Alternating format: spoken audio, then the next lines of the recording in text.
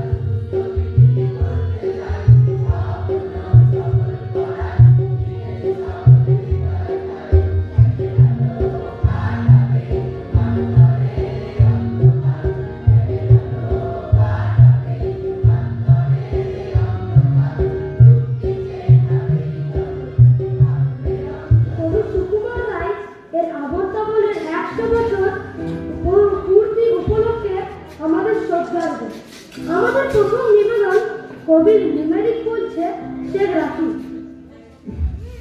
শুনেছ কি বলে গেল সীতানাথ বন্ধ আকাশের বাইরে টক টক বন্ধ টক টক বলে পড়ে বৃষ্টি এখন এটি থেকে একে পড়ে মিষ্টি মাসি গো মাসি পাচ্ছে তাতে নীল গাছেতে হচ্ছে সিন হাতির মাথায় বেলের ছাতা কাগের বাসায় কবের দিন নমস্কার। পেঁচা তার পেঁচানিকেও বলছে ও তার সুমধুর কণ্ঠের কথা। আমরাও কি একটু ভালো করে কথা বলতে পারি না? ঋত্বিক সেন বলছে পেঁচা কয় পেঁচানি, পেঁচা কয় পেঁচানি, খাতা তো চেঁচানি, শুনে শুনে আর মন নাচে মন প্রাণ মন, মাজা গোলা চাচা চুল আর লাটে ভরপুর, মোলা চেরা গমকে গাছপালা চমকে, সুরে সুরে কত প্যাট গিরগিরি ক্যাট ক্যাট, যত ভয় যত দুঃখ দুরু দুরু ধুক ধুক, সব তোর গানে বেঁচি রে সব ভুলে গেছি রে, চার মুখে মিঠে গান শুনে ধরে শোনার। নমস্কার। এমন সাপ যে পোস্ট করে না দুধ ভাত খায়, চেনো তাদের জানো তাদের? অভয় অধিকার শোনাবে বাবুরাম সাপুড়ে। বাবুরাম সাপুড়ে ওটা গাছ বাপুরে, আয় বাবা দেখে যা দুটো সাপ রেখে যা, যে সাপে চোখ নে শিং নে নখ নে, ছোটে নাকি হাঁটে না কাউকে সে কাটে না, করে না কো পোষপাত মারে না কো দুধ, নেই কোনো উৎপাত খায় শুধু দুধ ভাত, সেই সব জ্যান্ত গোটা দুই আন্ত তেড়ে মেরে ডান্ডা করে দিই কান্ডা। আবল তাবলের ছন্দে মেতেছে বাঙালি 100 বছর। আবল তাবলের জগতে নিয়ে যাবে রিহান মল্লিক। আইরে বলা খেয়াল কলা তপন কলা নাচিয়ে আয়, আইরে পাবো না বলতা বল বন্ধ মানল বাজে আয়, আইরে কানে ব্যাপার গানে নাই কোনো নাই তো সুর, আইরে সে খাই খাও হাওয়ায় বন্ধে থেকে বন্ধু, আয় চাপা মন মুখিয়ে বানন জাগে নাচে কাজুন দিন, আইরে আনা সৃষ্টি ছাড়া নিয়ম হারা হিসাবে, আজ ভূমি চালবে টিকবে তার মাঝে মাতার ঘর পেতে, আইরে তবে ভুলে ভুবে অসম্ভবের ছন্দতে। এমন সাপ এই যা ফসকে গেল, মোটেই না, আমরা কিচ্ছু ফসকে যেতে দেবো না। জীবনের সব কিছু সত্য সুন্দর আর বাস্তব তা আমরা সাজিয়ে তুলব। রাজদীপ রাউতের কণ্ঠে ফসকে গেল। দেখো বাবাজি দেখবি নাকি দেখ ভোজের বাজি ভেলকি পাখি পর পর পর পড়বি পাখি ধপ লাভ দিয়ে টাইটান কুটুকে কাপ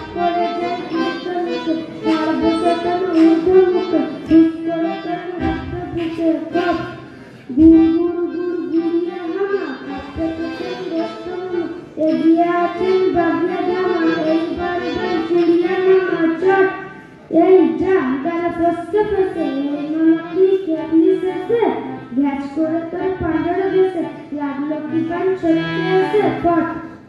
নমস্কার।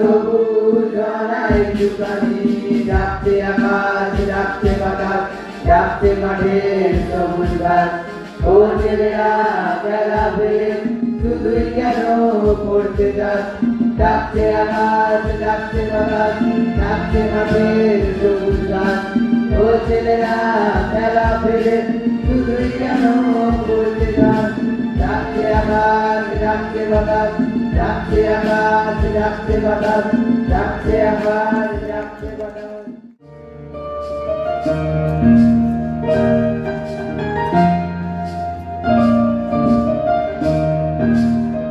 ছবি রঙমশাল ফুলঝুটি রশ্মিরা রূপকথার পায়রাদের গল্প বল বন্ধু চল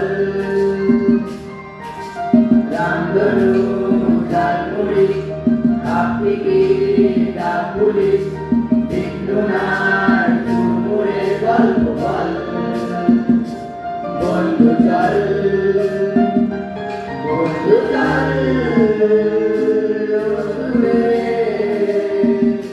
মন যেমন জুড়ে খেলোয়াড় হয়ে আছে তোর টিমে তোর পাশে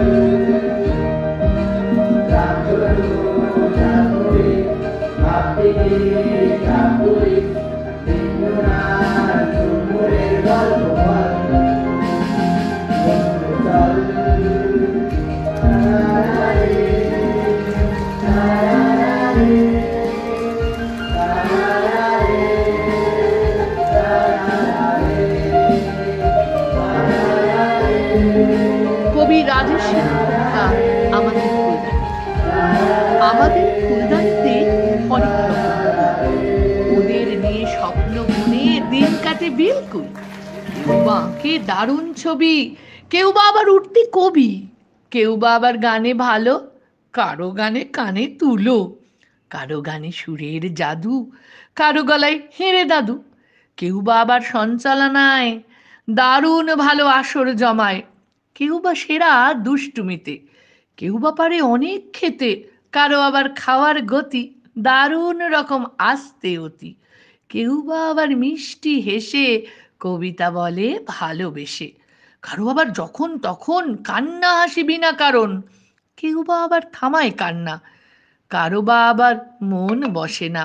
কেউ বা ভালো ফুটবলে, কেউ বা ভালো দাবা খেলে, কেউ বা ভালো ক্রিকেট খেলায়, কেউ বা দারুণ জোরে দৌড়ায়, কেউ বা জেদি, কেউ বা নরম, কেউ থাকে চুপ ভীষণ রকম, কেউ একটু শীত কাতুরে, কারো আবার লাগে গরম, কেউ বা আবার ঘুম কাতুরে, কারো আবার ঘুমটাই কম। এত রকম, এত প্রকার, প্রত্যেকেরই আলাদা ধার। একই সাথে বাড়ছে এরা আমাদের স্বপ্ন হয়ে, এরা আমাদের চোখের তারা। আমরা আছি স্বপ্ন ছুঁয়ে, এরা আমাদের চোখের তারা। আমরা আছি স্বপ্ন ছুঁয়ে।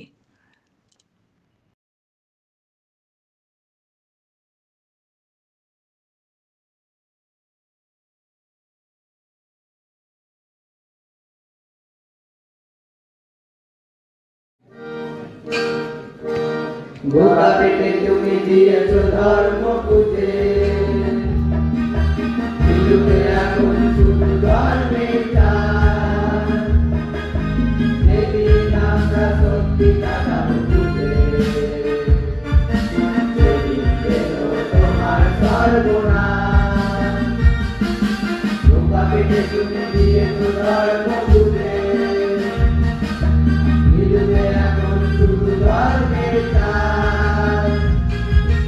যেদিন আমরা সত্যি কাটাবো খুঁজে, সেদিন পেল তোমার সর্বনাশ।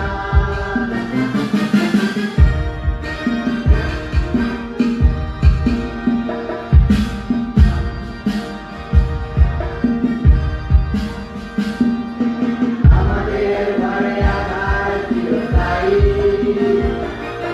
দেবালয়ে দেখো আলোর রোশনাই।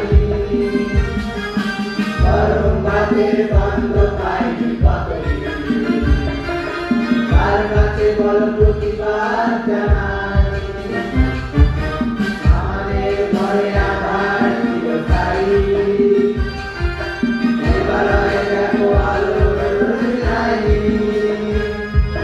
গরম ভাতের গন্ধ পাইনি কতদিন, কার কাছে বলো প্রতিবাদ জানাই। বোকা পেটে তুমি দিয়েছ ধর্ম বুঝে, বিলুপ্তে এখন শুধু ধর্মের চাল। যেদিন আমরা সত্যি কাটাবো বুঝে, সেদিন পেল তোমার সর্বনাশ।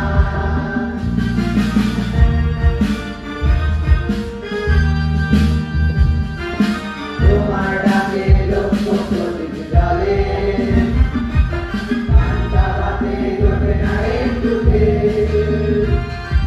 ধর্ম আমায় দিচ্ছে তলে তলে, বুঝবো যেদিন সেদিন কতকে। তোমার ডাকে লক্ষ প্রদীপ জ্বলে, পান্তা ভাতে জোটে না একটুতে। ধর্ম আমায় দিচ্ছে তলে তলে, বুঝবো যেদিন সেদিন কতকে। বোকা পেটে তুমি দিয়েছ ধর্ম বুঝে, বিলুপ্তে এখন শুধু ধর্মের চাল। সত্যিটা যেন থাকবে না বুঝে, আসছে যেন তোমার সর্বনাশ। বোকা পেটে তুমি দিয়েছ ধর্ম বুঝে, বিলুপ্তে এখন শুধু ধর্মের চাল। সত্যিটা যেন থাকবে না বুঝে, আসছে যেন তোমার সর্বনাশ। আসছে যেন তোমার সর্বনাশ। আসছে যেন তোমার সর্বনাশ। দাদার মতো অনেক মস্ত হবে, বড় হয়ে বাবার মতো হবে।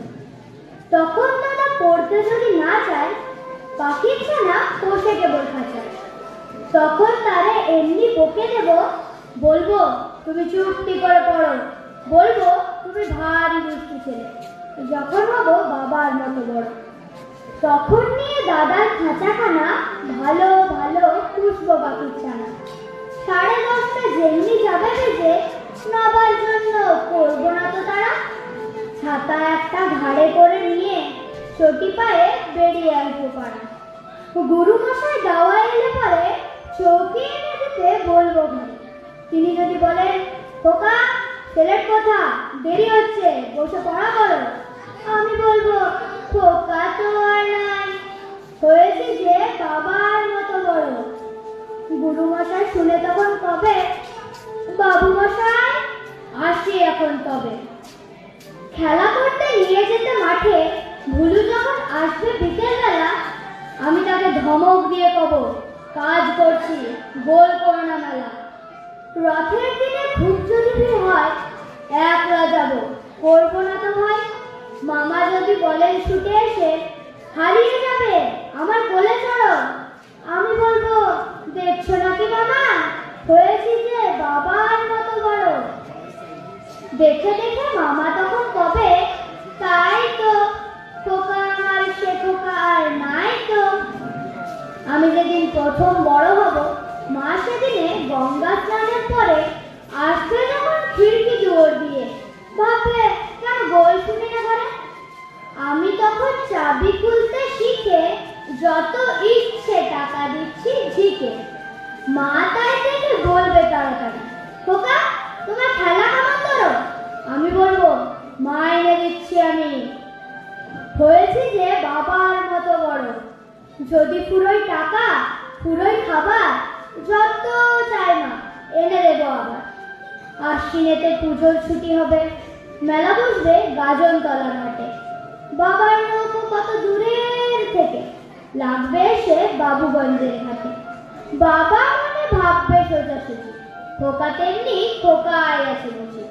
ছোট ছোট রঙিন জামা জুতো কিনে এনে বলবে আমায়, পড়ো, আমি বলবো, দাদা পড়ুক এসে, আমি এখন তোমার মতো বড়। দেখছো নাকি যে ছোট মাপ জামা, পড়তে গেলে আর হবে যে আমার।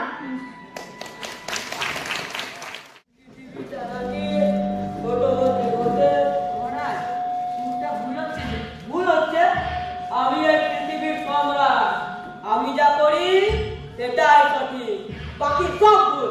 পৃথিবীর নয় মহারাজ, পশ্চিম গড়ের রাজা। মন্ত্রী, আমার ভুল ধরতে বলিনি তোমাকে, তোমার কি এজেন্ট রাখা হয়েছে এখানে? আগে না। কোনো মন্ত্রী কাছে বলুন, কাজটা শুরু হয়েছে? কোনটি মহারাজ? ভুল ছাড়ো ছাড়ো, আমি বলছি। তোমরা সবাই হয়তো জানো, বেশ কিছু বছর ধরে আমাদের প্রতিবেশী দেশ থেকে প্রচুর পরিমাণে লোক আমাদের এই দেশে এসে বসবাস করতে শুরু করেছে। তাই সেই সকল ভিনদেশীদের তাড়ানোর জন্য আমি কিছু ব্যবস্থা নিচ্ছি। কেউ কিছু বলতে চাও? আর হ্যাঁ মন্ত্রী, আমাদের সারা দেশে সমস্ত স্কুলের জন্য বরাদ্দ করা টাকা বন্ধ করলাম।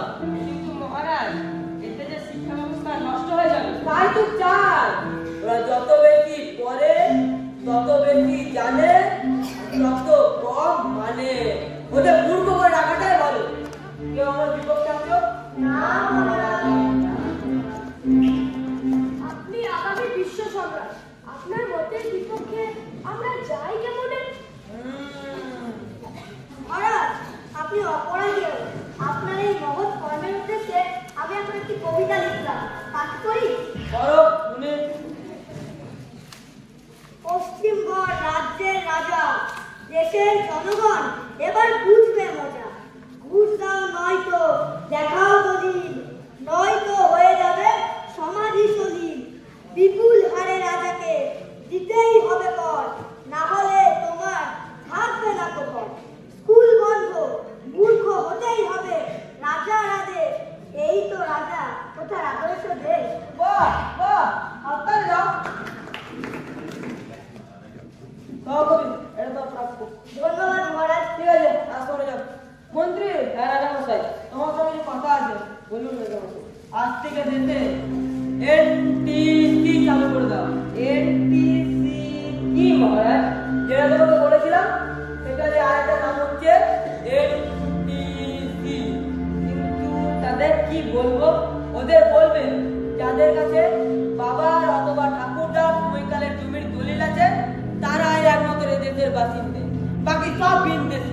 আর হ্যাঁ, ওদের বড়দের দিদির কাছে রাজভাষা যাওয়া করে। মানে মহারাজ সমস্তটাই যদি একটু এদিক ওদিক হয়, একটু কেন, যদি 1 ইঞ্চি ওদিক ওদিক হয় তাহলে তো শরীরের তো মাথা 1 ইঞ্চি দূরে চলে যাবে। কি করতে ছিল মহারাজ?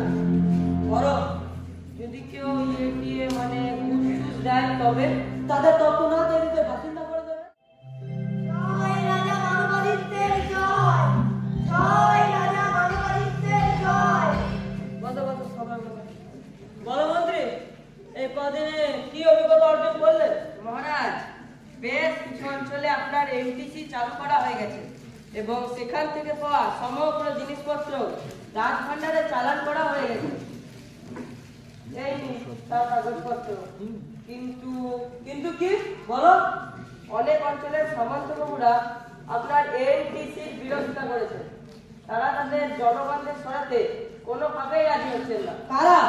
তাদের এত বড় স্পর্ধা নিয়ে তাদের।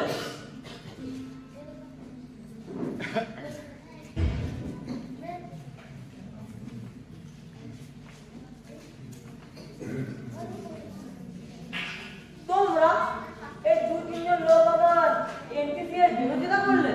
মহারাজ, আপনি হয়তো ভুলে যাচ্ছেন আমাদের সহায়তা জনগণের অনুমোদনের জন্যই আজ আপনি রাজা। আমরা চাইলেই আপনাকে সিংহাসনচ্যুত করতে পারি। মহারাজ, আমরা দুজন নই, 2 লক্ষ জন। আর এই 2 লক্ষ জন যদি আপনার এই 20,000 সেনার উপর ঝাঁপিয়ে পড়ে, তবে বুঝতেই পারছেন আপনার সেনাবাহিনী ও রাজতন্ত্রের কি অবস্থা হবে। আপনি যে শেষবার বলে গেলাম মহারাজ, আর যদি আপনি আপনার এসব কাজ বন্ধ না করেন তাহলে আপনি আপনার সিংহাসন হারাবেন। চলি মহারাজ, আবার আসবো কোনোদিন। সামন্ত প্রভুরা গেল যে শাসাইয়া, রাজা ভাবিতে বসেন গালে হাত দিয়া। মন্ত্রী, রাজ সিংহাসন এই বরদাকে তুলে দাও। রাজার থেকে তুলে দাও। বসতে রাজা হবে তুলে দাও। আমাকে। মহারাজ করবে না, মহারাজ তুলে দেন, মহারাজ, মহারাজ করবে না, মাফ করে দিন, মহারাজ, মহারাজ।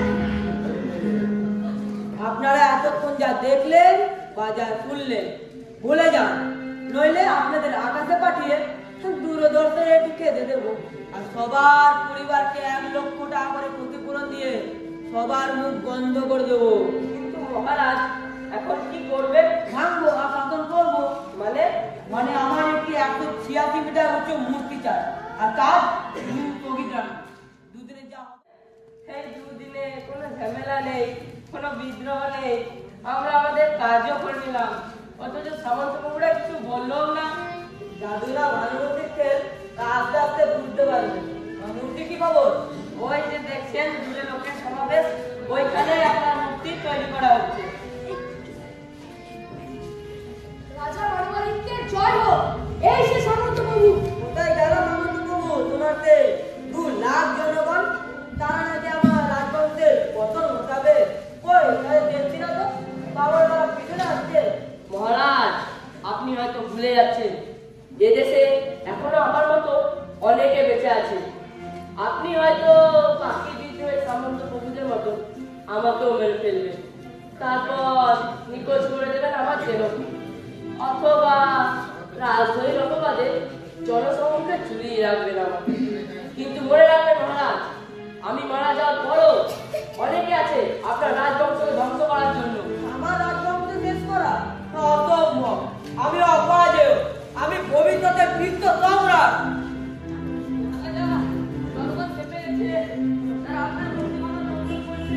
সেনাপতি, এখনই সৈন্যে যাও, শেষ করে দাও ওদের। পারবেন না মহারাজ, ওরা রাত আপনি এক ছিঁড়ে খেয়ে নেবে আপনাকে। ওই শুনুন, শুনতে পাচ্ছেন? দড়ি ধরে মারো টান, রাজা হবে কান কান। দড়ি ধরে মারো টান, রাজা হবে কান কান। প্রয়াসকে ঘিরে আপনারা যারা এখানে আজকে এসছেন তারা অনেকেই সিঞ্চন প্রয়াস সম্বন্ধে মোটামুটিভাবে অবহিত। আসলে 7 বছরে পা রাখলো এই সিঞ্চন। 2018 সালে এই প্রয়াসের যাত্রা শুরু। আজকে যে আমরা সিঞ্চন প্রয়াসকে ঘিরে দুর্গাপুর আড্ডা ইয়াং অ্যাসোসিয়েশনের যে পরিচিতি কিংবা যে ব্যাপ্তি, 2017 সালের কোনো এক সন্ধ্যায় যখন সভায় আমি প্রথমবারের জন্য আমাদের এই সিঞ্চন বিষয়ক প্রস্তাব রাখি, যখন প্রস্তাব রেখেছিলাম তখন কোনো কিছুই সম্বন্ধে খুব সুস্পষ্ট ধারণা আমার ছিল না। কিভাবে সিঞ্চন প্রয়াসকে এগিয়ে নিয়ে যাওয়া হবে এ সম্বন্ধে কোনো পূর্ব অভিজ্ঞতা আমার কেন। আমরা যে কাজটা করছি, যারা আপনারা এই কাজটা সম্বন্ধে কিছুটা হলেও জানেন, তারা নিশ্চয়ই বুঝতে পারেন যে এই কাজটা একদম ভিন্ন ধর্মী একটা কাজ, যে কাজে যারা আজকে অতিথি হয়ে এসছেন তারাই এর শক্তি, তারাই চালিকা শক্তি। 2017 সালের মিটিংয়ে যখন আমি এই প্রস্তাবটা রেখেছিলাম তখন বাস্তবিকই ভাবিনি যে এই অবধি আসতে পারবো। একটা খুব ভাষা একটা স্বপ্ন আমি সেদিনের সভায় রেখেছিলাম। সেরকমভাবে আমার যে প্রস্তাব ছিল যে প্রত্যেক বছর 5 জন করে পঞ্চম শ্রেণীর ছাত্রর দায়িত্ব আমরা নেব, দ্বাদশ শ্রেণী পর্যন্ত সেই দায়িত্ব বহন করে নিয়ে যাব। এটা শুনেই সেই সবাই মোটামুটি প্রত্যেকেই রে করে ওঠে, কারণ অর্থ কোথা থেকে আসবে? যে কোনো কাজের 5 জন ছাত্র প্রত্যেক বছর 5 জন করে বাড়বে, প্রথম বছরে 5, তারপরের বছরে 10, তারপরের বছরে 15 জন করে বাড়বে, তাহলে এর অর্থ কোথা থেকে আসবে? এই প্রশ্নটাই স্বাভাবিকভাবে প্রথম সবাইকে আলোড়িত করে এবং সবাই আমাকে এই প্রশ্নটাই রাখে। না, আমার কাছেও সে মুহূর্তে কোনো সদুত্তর ছিল না। এই রকম করব, এটা করব, সেটা করব, এই ধরনের কোনো কিছু আমি বলিনি। আমি বলেছিলাম যে মূল কথাটা সেটা হচ্ছে, আমি মনে করি, আজও বিশ্বাস করি, সেদিনও বিশ্বাস করতাম, যদি আমি সততার সঙ্গে যদি কাজটা করতে পারি তাহলে অবশ্যই অর্থের যোগান নিশ্চয়ই আসবে। কারণ মানুষ আমাদের কাজ দেখে যদি সন্তুষ্ট হন, যদি বোঝেন যে হ্যাঁ এই কাজটা সমাজের জন্য দরকার আছে, তাহলে অর্থের খুব বেশি অসুবিধা হবে না। অসুবিধা যেটা হবে সেটা হচ্ছে সময়। এটা বলার পরেও থাকে কিভাবে ছাত্র নির্বাচন প্রক্রিয়া হবে, এদেরকে রাখা হবে, তার দায়িত্ব কি, এর মধ্যে কোনো আইনি জটিলতা আছে কিনা, আইনি জটিলতা থাকলে সেটাকে কিভাবে ফেস করতে হবে, এই ধরনের নানা প্রশ্ন স্বাভাবিকভাবেই এসে পড়ে। সেদিনের সভায় আমাকে সেভাবে কেউ এই ধরনের প্রশ্নগুলো করেনি বলে আমাকে তার উত্তর সেভাবে দিতে হয়নি। কিন্তু আমি জানতাম যে এই কাজটা আমি যত সহজে সবার মধ্যে দিয়ে পাস করালাম, সেটাকে এগিয়ে নিয়ে যাওয়া একটা দুরূহ ব্যাপার। অর্থের যোগানটাও একটা বড় ব্যাপার, কারণ প্রাথমিকভাবে আমাদের কোনো সেভাবে সমাজে পরিচিতি ছিল না। মানে সিঞ্চন উদ্যোগটা কি আদপে? আমরা 5টা বাচ্চা সিলেক্ট করলাম বিভিন্ন প্রক্রিয়ার মধ্যে দিয়ে, লিখিত পরীক্ষা আছে, আর্থসামাজিক অবস্থা মূল্যায়ন আছে, বাড়িতে বাড়িতে গিয়ে তাদের অবস্থা দেখা আছে, তারপরে তাদেরকে আমরা সিলেক্ট করলাম, সিলেক্ট করে নিয়ে এলাম। নিয়ে আসার পরে তাদেরকে মানুষ করা। মানুষ মানে কি মানুষ? ডাক্তার, হাতে 5টা আংটি পরা মানুষ, নাকি সমাজ নিয়ে ভাববে সেরকম মানুষ, সমাজে যা কিছু হচ্ছে সেটাকে সে বিশ্লেষণ করতে পারবে সেই রকম মানুষ? আমাদের স্বপ্ন সিঞ্চন উদ্যোগের মধ্যে দিয়ে এমন ছাত্র, এমন আগামী দিনের নাগরিক তৈরি করা যারা সমাজটাকে বিশ্লেষণ করতে পারে। আমি যে পথে বলছি সে পথে নয়, তারা তাদের বিচার বুদ্ধি প্রয়োগ করে একটা যুক্তি নির্ভর মানুষ হয়ে ওঠে, যে যুক্তি নির্ভর মানুষটা আরও অনেক মানুষকে পথ দেখাবে। অর্থাৎ আমাদের সিঞ্চনের মূল লক্ষ্য হচ্ছে প্রত্যেকটি সিঞ্চন থেকে বেরোবে যে সকল পড়ুয়ারা, তারা নিজেরা এক একটা ছায়াতরু হয়ে উঠুক, তাদের ছায়ার তলায় আরও অনেকে আশ্রয় পাক, বেড়ে উঠুক এবং সমাজটা বদলাক। সমাজ যে বদলাতে হবে সেটা আমরা প্রত্যেকেই জানি। আমরা জানি আমাদের চতুর্দিকে কি হচ্ছে। ধর্ম নিয়ে, জাত নিয়ে যেভাবে মেরুকরণ আজ হচ্ছে, সেই মেরুকরণের বিরুদ্ধে যদি আমাদেরকে দাঁড়াতে হয়, তাহলে আমাদের এই আজকের যারা ছোট ছোট বাচ্চা, তাদেরকে যদি আমরা সঠিকভাবে শিক্ষিত করতে পারি, তাহলে তাদের হাত ধরেই কিন্তু এই সমাজটা বদলাতে পারবে। এবার অনেকের মধ্যে একটা প্রশ্ন আছে, আমাদের এই উদ্যোগটা চলছে কি করে? এই মুহূর্তে সিঞ্চন উদ্যোগে 31টা বাচ্চা বড় হচ্ছে। আমরা প্রত্যেকেই মোটামুটি যারা এখানে আছি তারা প্রত্যেকেই একটা সংসার করি, আমরা জানি 31টা বাচ্চার মাসিক খরচ কত হতে পারে। আমাদের এই মুহূর্তে 250 জন সদস্য আছেন, যার মধ্যে অন্তত 50 থেকে 60 জন সক্রিয় সদস্য আছেন। এটা আমাদের একটা বড় শক্তি। একটা সংগঠনে 50-60 জন যদি সক্রিয় সদস্য হন তাহলে সে অনেক কিছু করতে পারে। সংখ্যাটা যত বাড়বে তত এই কাজটা আমরা আরও বাড়াতে পারব। আমাদের কিন্তু অর্থের যোগান সাধারণ মানুষ। আজকে যারা এখানে আছেন, যারা নেই, তাদের মধ্যে অনেকেই আমাদের কাজ সম্বন্ধে জানেন এবং আমাদেরকে নানাভাবে আর্থিক দিক দিয়ে সহায়তা করেন। একটা ছোট উদাহরণ দিচ্ছি, আমাদের একজন সদস্য সম্প্রতি তার কর্মস্থল থেকে রিটায়ার করেছেন। রিটায়ার করার পরেই অটোমেটিক্যালি তার কর্মস্থলের সঙ্গে যোগাযোগ কমে যায়। রিটায়ার করা অবস্থায় উনি সিঞ্চন দিবসকে কেন্দ্র করে ওনার অফিস থেকে, ওনার কর্মস্থল থেকে একটা অর্থ কালেকশন করতেন, কিন্তু উনি তো এখন নেই।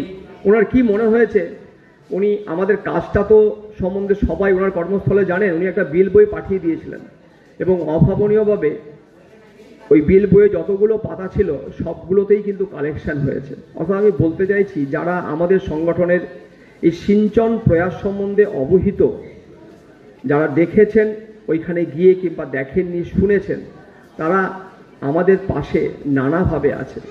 আমি যেটা বলতে চাইছি সেটা হচ্ছে, সাধারণ মানুষ যদি আমাদের এই সিঞ্চন প্রয়াসের পাশে না থাকতেন তাহলে শুধু রাজেশ সেন, সুমনা সেনগুপ্ত, কৃষ্ণেন্দু সেনগুপ্ত, শ্যামল চৌধুরী কিংবা আরও যারা যারা এই সিঞ্চন প্রয়াসের সঙ্গে নানাভাবে যুক্ত, কিংবা শীতাংশু শেখর চক্রবর্তী, এদেরকে দিয়ে শুধু হবে না, সম্ভব নয়। অনেক অনেক মানুষ। আমাদের মূল কথাই হচ্ছে, আমরা চাই না যে কেউ একজন আমাদের পাশে অনেকখানি অর্থ নিয়ে আসুন, আমরা চাই অনেক অনেক মানুষ অল্প অল্প করে আমাদের সাহায্য করুন। আমরা দৃঢ় প্রতিজ্ঞ যে আজকে 31টা বাচ্চা আছে, সামনের বছরে 36টা হবে, তারপরের বছরে আরও 5টা বেড়ে 41টা হবে, এবং সেটাই হচ্ছে আমাদের স্যাচুরেশন পয়েন্ট। তারপরে একটা ক্লাস করে 5 থেকে 12 থেকে বেরোবে আর 5-এ একটা করে ঢুকবে। অর্থাৎ এই 40 থেকে 42 জন বাচ্চার যে খরচ, সেটা আমরা চালাতে পারবো বলে আমরা মনে করি। তার কারণ হচ্ছে আমাদের পাশে অনেক সাধারণ মানুষ আছেন। আজকে যারা আপনারা এসছেন আমাদের কাছে, যে সকল পরিবার থেকে আমরা বাচ্চাদেরকে সিলেক্ট করি, তাদেরকে যদি মানুষের মতো মানুষ করে তুলতে হয় তাহলে এই সিঞ্চন উদ্যোগ একটা দারুণ সহায়ক ভূমিকা পালন করতে পারে। আমি আপনাদের সকলের কাছে আবেদন করব, আপনারা আপনাদের সামর্থ্য অনুযায়ী আমাদের এই প্রয়াসের পাশে দাঁড়ান। অর্থাৎ আরও বেশি বেশি মানুষ যদি আমাদের সংগঠনের সাথে যুক্ত হন, দুর্গাপুর আড্ডা ইয়াং অ্যাসোসিয়েশনের সংগঠন তার সঙ্গে যুক্ত হন, তাহলে আমরা আগামী দিনে এই ছাত্রীদেরকে নিয়ে কাজ করার ব্যাপারেও দৃঢ় সংকল্পিত। আমি আর বেশি কথা বলবো না, আমাদের আরও অনেক অনুষ্ঠান আছে। ভালো থাকুন। যদি অনুষ্ঠান শেষে আপনাদের যার যা মনে হবে আমাদের আর্থিক সাহায্যের হাত বাড়িয়ে দেন, তাহলে আমরা আরও বেশি সক্ষম হব এগিয়ে যেতে। ধন্যবাদ। আমাদের কাছে সিঞ্চন মানে স্বপ্ন দেখার শুরু। কুঁড়িদের লালন করে করবই ছায়া তরু। আমাদের পথ কঠিন অতি, লক্ষ্য তবু স্থির। পৌঁছাবো জানি লক্ষ্যে ঠিকই, হোক না গতি ধীর। আসবে ঝঞ্ঝা, আসবে ঘূর্ণি, প্রতিটা দিনই নতুন যুদ্ধ। আমাদের নিয়ে হবে কানাকানি, ভাবনায় নই অবরুদ্ধ। একটাল নরম মাটি হাতে নেমেছি যে পথে, সে পথ অচেনা সমস্যা সংকুল। ঠিকের মাঝেই জানি হবে ভুল। ভুল থেকে শিক্ষা নেব, আবার দাঁড়াবো, এগিয়ে যাব। ছাড়বো না কো পথ চলা, স্বপ্ন নিয়ে কথা বলা। ছায়াতরু হোক ওরা বটবৃক্ষের মতো, ওদের ছায়ায় সিঞ্চিত হোক স্বপ্ন সহস্র শত। ওরা ধরুক আরো অনেকের হাত, ওদের হাতেই লেখা হোক সাম্যবাদের নতুন ধারাপাত। নমস্কার। तो क्या बोलूं उसको? और 2 दिन पहले मारे फोन किया था, पूछ रही थी कि पैसे मिल गए।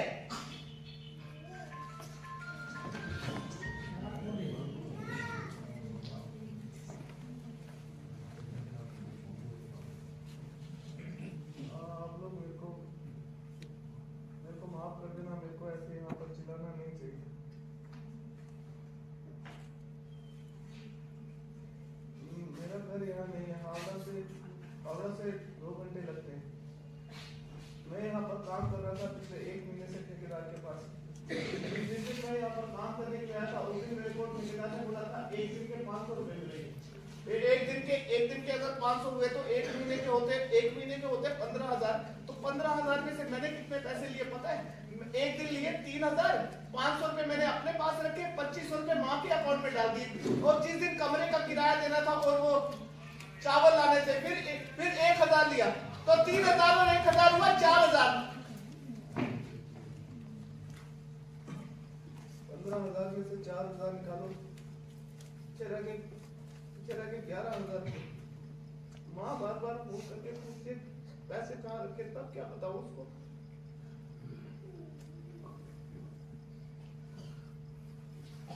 पिछले महीने की 8 तारीख को यहाँ पर आया था, 9 तारीख को मेरे घर पे जाना था।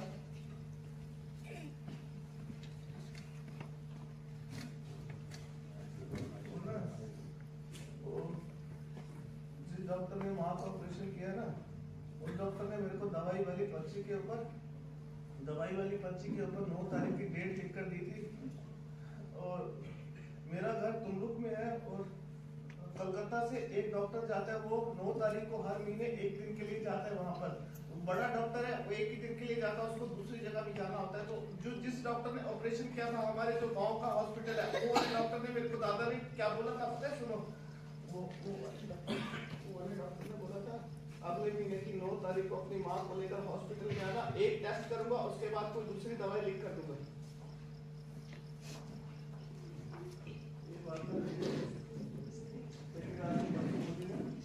मैंने ठेकेदार को बोला कि माँ को लेकर हॉस्पिटल में जाना है, पैसों का निकाल करो, जाने दो मेरे को घर पे। 7 तारीख को बोला, 6 तारीख को बोला। अब मेरे को गुस्सा आ रहा था। 8 तारीख को ना 4 बजे बुलाया, 7 बजे तक आए ही नहीं। 7:30 बजे आकर अंदर बैठकर चाय पीने लगा। मैंने कहा मैंने तो दोपहर का खाना भी नहीं खाया, कॉपी देखो और पैसे दो। और गुस्सा आएगा नहीं मिल क्या? 4-5 लोग वहां खड़े थे, सबके सामने बोल रहे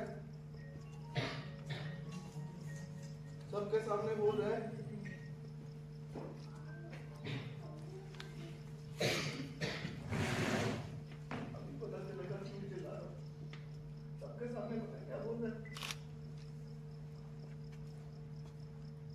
बोल रहे तेरी माँ मरती है तो मर जाए, मैं क्या करूं? बोल रहे दफा हो जाए यहाँ से।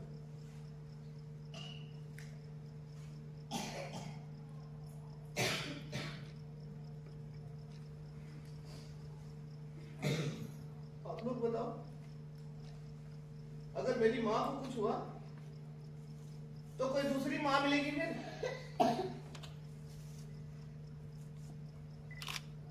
नहीं, मेरे को काम, आज चला जाऊंगा मैं घर से।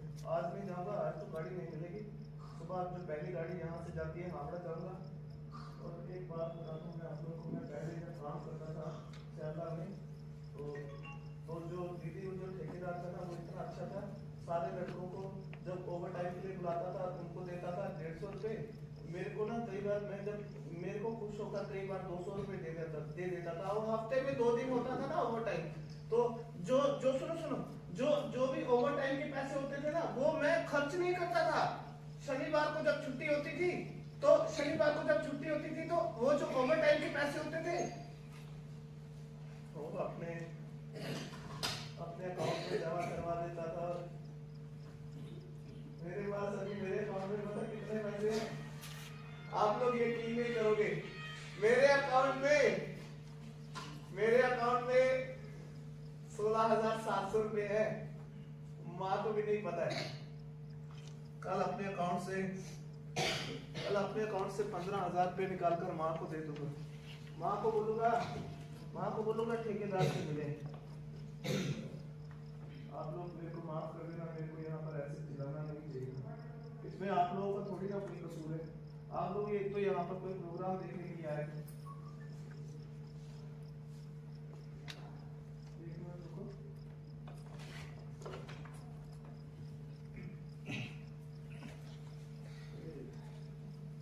कौन सी क्लास में पढ़ती है? कौन सी क्लास है?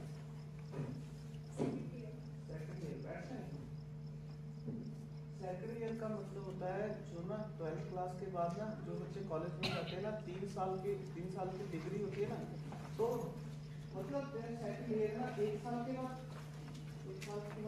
एक ग्रेजुएशन हो जाएगी। मैंने पता है कौन सा सब्जेक्ट सोचा था, मैंने सर ने मेरे को बोला था, पहले मैंने सर को बोला था सर कॉमर्स पूछा, सर ने बोला कॉमर्स नहीं आर्ट्स लेकर पढ़ाई करना, और फिर से लेकर